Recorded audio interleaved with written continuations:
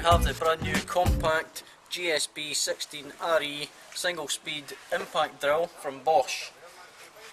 Keyless chuck, drill mode as well as hammer mode, forward and reverse rotation, a little button on here to regulate the speed. This is a unique feature. What you've got here is a side handle, which when you put it on, it's not going to move about, so it makes it very safe.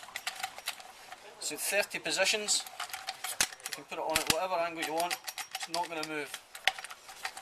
Okay, so we'll put the drill bit in, we'll turn it up to the fast speed. I'm going to drill a hole in this piece of concrete.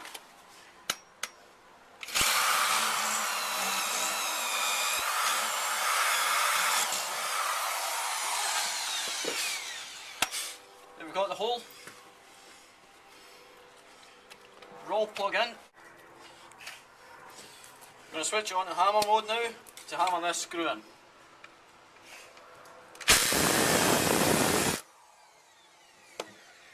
There you go. So I'm now going to drill a hole in this piece of wood.